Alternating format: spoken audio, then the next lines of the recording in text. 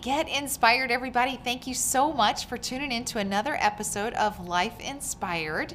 If you've never tuned in before, this is a show all about how and why people are following God, and usually involving some kind of a turning point in their lives. So most people have several turning points in life, but a lot of times your life was going along, just kind of doing something, and then God, that's our ... moment, stepped in. God stepped in and said, hey, I want you to come over here and do this instead. Sometimes it's the first time you've ever followed God, and sometimes you've been following him, but he just wants you to do a new job. So that's exciting.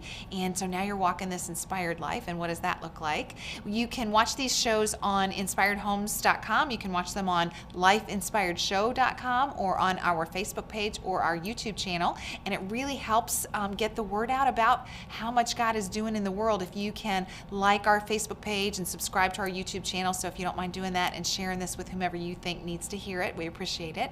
And my guest today is my dear friend Jackie Appleman. Hi. Thanks for being here. Thanks for having me today. I'm excited to be here. So now Jackie's been on the show before because she is the director of our local St. Joe County Right to Life, and we talked all about how God was, you should go back on Facebook. I don't think that one's on YouTube because it was way before we started on YouTube, but yeah, how and when you, like, God called you to say, I want you to come do Right to Life. That was kind of a crazy story. But you're also fostering and now about to adopt your first. Yes. Which is so exciting. So I know you have 3 girls, and we're not going to use the girls' names today because for their safety, right? We want to make sure the girls are safe and there's nobody that would try to harm them. Right. So you got little Jay, who's 10, and then you also got A, and she's in college now, but you're still involved in her life even though she's not in your house, right? And then now you have a new one, and we're calling her Z, right? Yep, and she's 16. And she's 16, Yes. okay.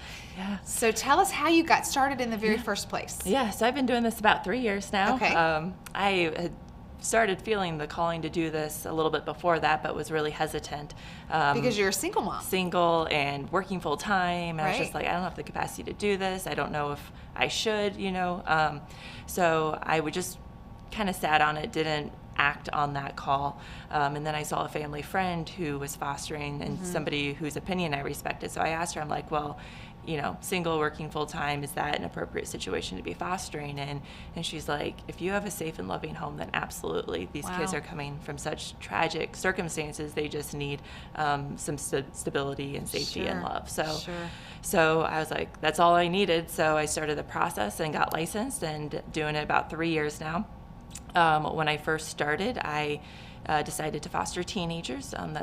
Have experience in mentoring and raising teens, so that's what I do, like older teens, 16, 17, 18. Did you have youth groups that you worked in or something like that? What was your past experience? Helping to take care of my siblings when I'm like 10 years older than them, so after our mom passed, I took care of them when they were teenagers. Wow. And then there was this mentorship group that I was in. Wow. That mentored teens. So that was kind of the age group I was used to.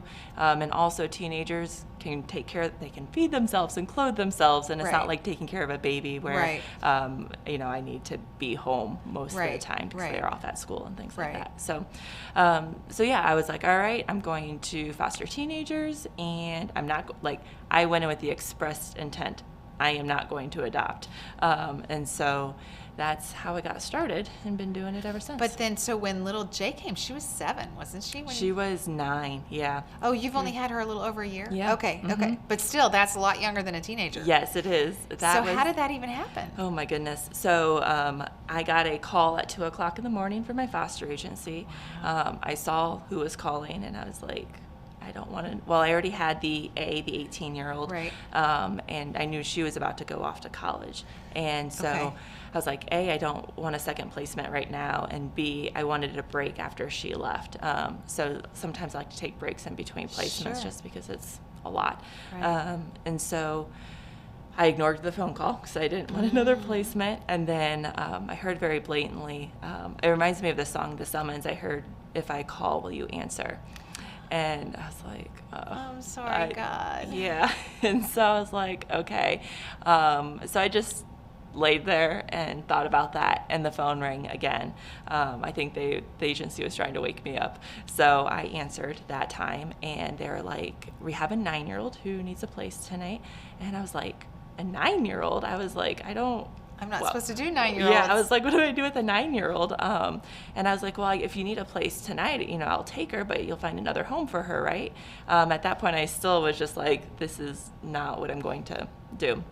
And they're very hesitant. They're like, well, if we need to find another home, we will, but we'd have to go outside the agency. I had the last open bed in our foster agency.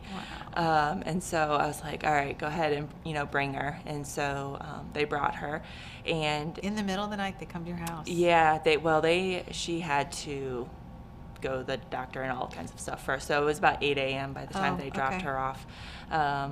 And came with nothing but the clothes on her back. And fortunately, I had a really good support system. I just kind of did a call for help for anything that a 9-year-old needs, because I didn't have, I don't have toys. I don't have. Right. I was like, I don't even know what a 9-year-old needs. Right. And so when I did this call for help, I was like, I need clothes and whatever else a 9-year-old needs. And the response was so overwhelming. I got stuff for school. I got clothes. I got crafts and toys and books and all kinds of things. So it was great. But it was like within a week or two, I was like, yeah, I'm not going to let her go. So she'll be with me a year, March 26th. Oh my gosh, it's my oldest daughter's birthday. Yeah. So that's her 1 year being in my home. And in December, I decided to adopt her. So as of March 30th, she will be a permanent member of the family. God just pulled on your heartstrings and said she's supposed to stay. Yep. She needs you always. Yep. Very cool. So, and how was A about that when you decided to adopt Jay?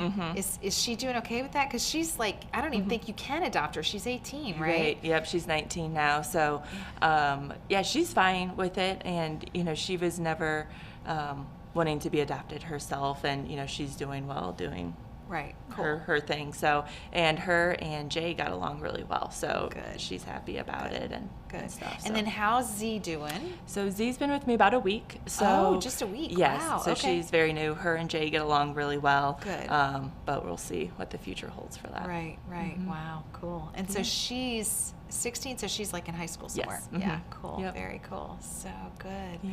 Well, so how can we have great viewers that are wonderful prayer supporters? Yeah. So how can we pray for you? What can we do? What are some things that you need prayer about? Yeah.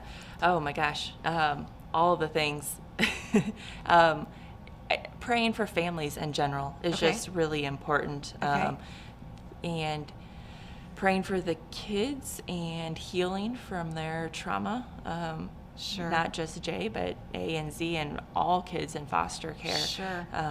They're coming from very difficult and traumatic circumstances. So Lots of history. Praying for healing for them is good.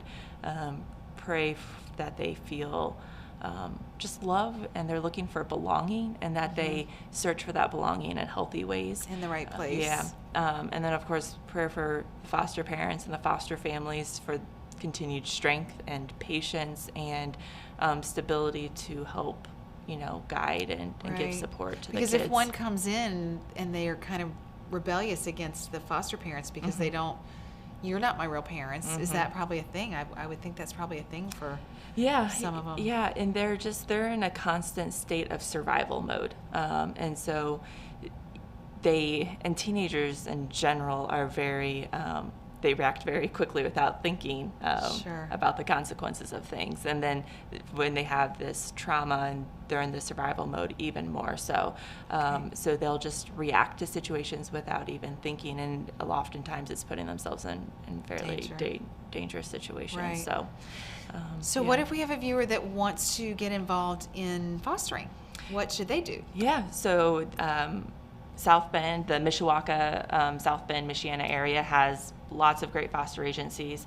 I am licensed with Staffy, but you've got Kids Peace and NYAP, I think is what it's called. So you can even just Google foster agencies in the area and start the process to get licensed. Yeah, we'll make sure that TJ21 puts some links to those. We'll get those links from you, and we'll make sure they're attached here so people can find them. Great. Okay. That's great.